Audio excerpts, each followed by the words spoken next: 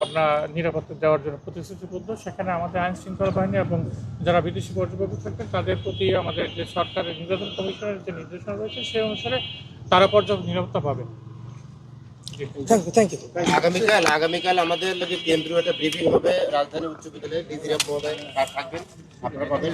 আর আজকে তো দেখা যাচ্ছে যে আমরা যে পিকিউ ম্যাজিস্ট্রেট হলে বললেন এবং তার নেতৃত্বে আমরা যাচ্ছি।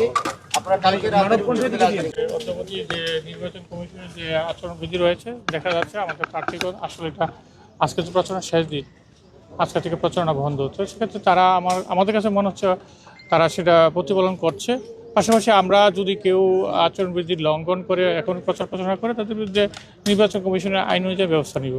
ঝুঁকিপূর্ণ অনেকগুলো আসন কথা বলেছিল ঢাকা মেট্রোপলিটন এবং সেই আসনগুলোর বিষয়ে কি ব্যবস্থা নিচ্ছেন? আমি ঢাকা 10 আসনে আছি 15 নম্বর ওয়ার্ডে। আমাদের এই আসনে আশা করি কোনো ঝুঁকিপূর্ণ সেন্টার নেই। পাশাপাশি এখানে ঝুঁকিপূর্ণ কোনো বিষয় আমাদের চোখে এখনো পড়েনি।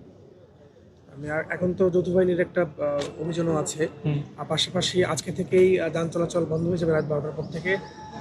বিভিন্ন জায়গা থেকে অস্ত্র আসার একটা কথা বলছিল রাজধানীতে, এই বিষয়গুলো আপনারা আমলে নিয়েছেন?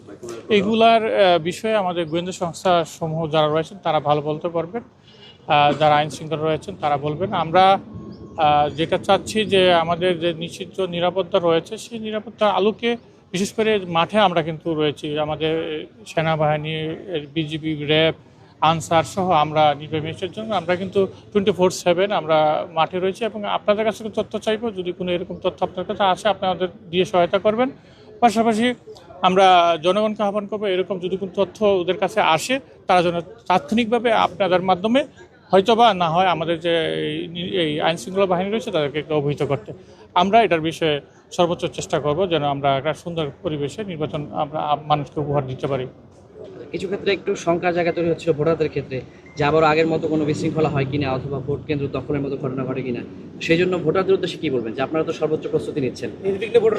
আমাদের একটাই মেসেজ আমাদের সম্মানিত ভোটারদের প্রতি যে আপনারা একটা সুন্দর সুষ্ঠু পরিবেশ বলতে যা বোঝায় তার জন্য আমরা আইন শৃঙ্খলা বাহিনী সহ আমরা যারা মাঠে নির্বাচন রয়েছেন আমরা সর্বোচ্চ চেষ্টা করছি। আমরা চাই আমরা জাতিকে একটি সবচেয়ে সুন্দর অদ্যাবধি যতগুলো নির্বাচন হচ্ছে তার মধ্যে সবচেয়ে সুন্দর এবং সুষ্ঠু একটা নির্বাচন উপহার দিতে চাই। সেটাই আমাদের এখন আমরা সেটা নিয়ে কাজ করছি।